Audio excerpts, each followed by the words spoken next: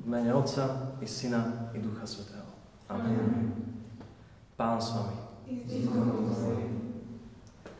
Drahí bratia a sestry, aj keď naše srdcia naplňa smutok, v nádeji stojíme pri rakve.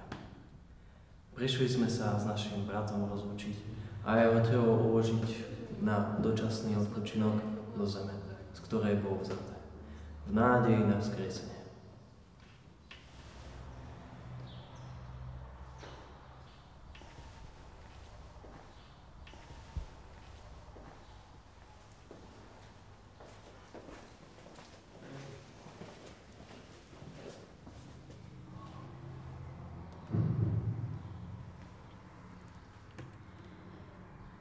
Milí prítomní, zišli sme sa tu, aby sme sa rozlúčili s mojim milovaným bratom Leonardom, ktorý nás opustil po statočnom boji s rakovinou. Je ťažké nájsť tie správne slová, pretože Leo bol pre mňa viac ako môj brat. Bol pre mňa najlepším kamarátom a správnym dušom. Leo miloval komiksy a trávili sme hodiny rozprávaním sa o našich najobľúbenejších hrdinoch. Tieto príbehy ho inšpirovali a verím, že aj on bol hrdinom pre nás všetkých. Bol vždy plný lásky, ochoty pomôcť a jeho smiech bol veľmi nákazlivý.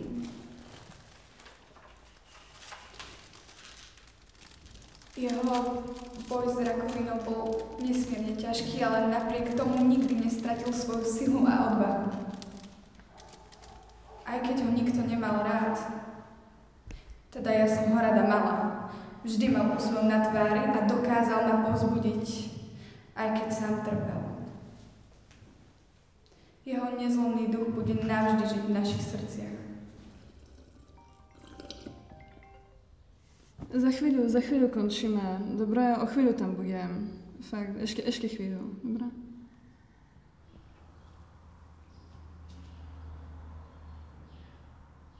Leo, ďakujem ti za všetky krásne chvíle, ktoré sme spolu prežili. Ďakujem ti za tvoju lásku, za tvoj rady a za to, že si bol vždy pri mne. Nikdy na teba nezabudnem a vždy budeš v mojom srdci. Odpočívaj v pokoji, braček.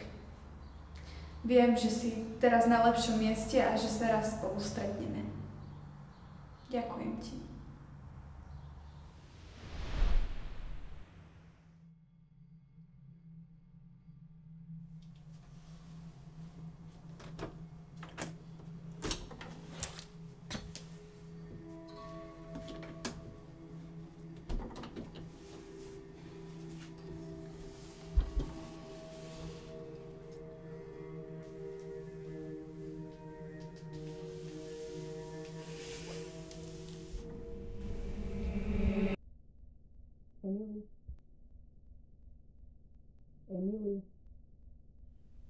Emily, trápi vás niečo?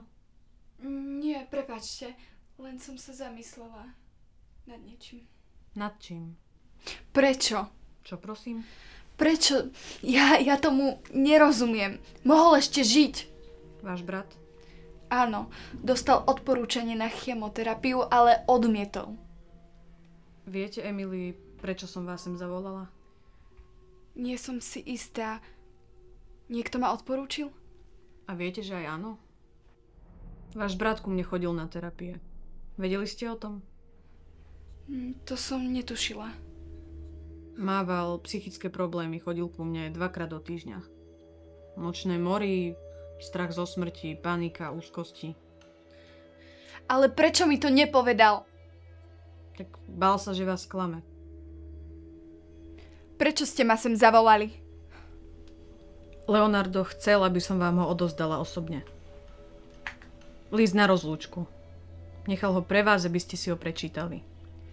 Prepáčte, ale ja mu kašlem na nejaký list. Je mi to ľúto, Emily. Mal mi to povedať osobne. Celé tie roky, celé tie mesiace sa tváril, že sa nič nedeje. Mal sa so mnou podeliť o svoje problémy.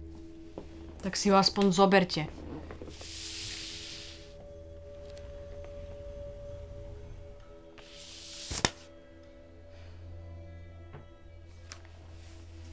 A nezabudnite, váš brat vás mal veľmi rád.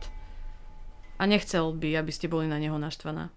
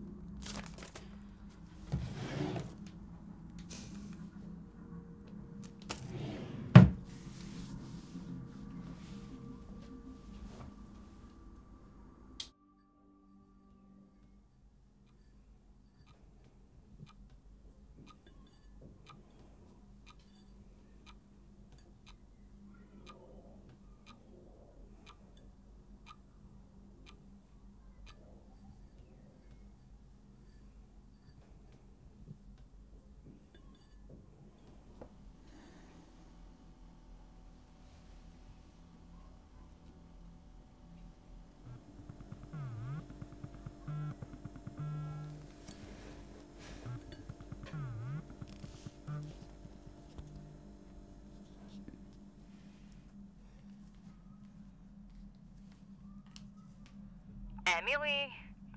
Andrea? Čauko, nevidela som ťa od doby, čo sme boli na pohrebe. Si v poriadku? No, bolo aj lepšie. Chýba ti, že? Emily? No, Emily, viem, že ťa to trápi, ale nemôžeš sa uzatvárať do seba. ale ty tomu nerozumieš. Nechal ma tu úplne samú. Bol moja posledná rodina. A namiesto toho, aby sa so mnou normálne rozlúčil, mi tu nechal nejaký blbý list. Pozri, mala som Lea rovnakú rada ako ty. Bol to skvelý človek. Myslíš, že by chcel, aby sa takto trápila? Mal ťa rád. Pokiaľ ti zanechal list, tak si ho prečítaj. Aspoň ti odľahne zo srdca. No, ja neviem, či som dostatočne silná na to si ho prečítať. Emily, viem, že ťa zranil, ale prosím, daj tomu šancu.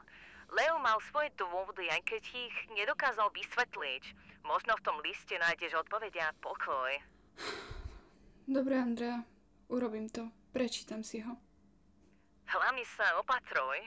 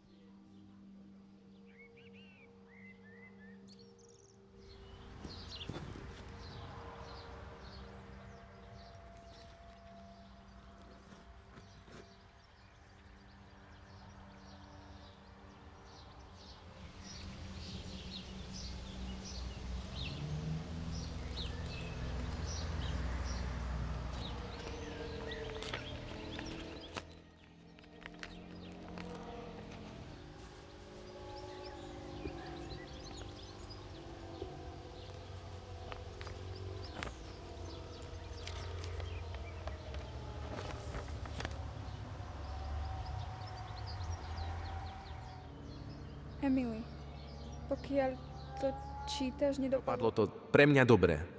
Viem, že som ti spôsobil veľa bolesti tým, že som ťa opustil bez vysvetlenia. Je mi to nesmierne ľúto. Opustil som ťa, pretože som sa cítil stratený vo svojich vlastných démonoch a nechcel som ťa stiahnuť so sebou. Veril som, že bezo mňa budeš mať šancu byť šťastná. Bol to sebecký a zbabelý krok. Posledné mesiace boli náročné pre nás obidvoch. Možno som zdal boj predčasne, ale nemohol som dovoliť, aby sme minuli naše posledné úspory na moju chemoterapiu. Potrebuješ ich viac ako ja. Každý deň som na teba myslel a ľutoval svoje rozhodnutie. Bál som sa však, že by si mi nikdy nedokázala odpustiť. A tak som radšej ostal ticho. Ak sa deje, čo sa deje, nezabudni. Ja tu budem vždy s tebou. Opatruj sa. Tvoj brat Leo.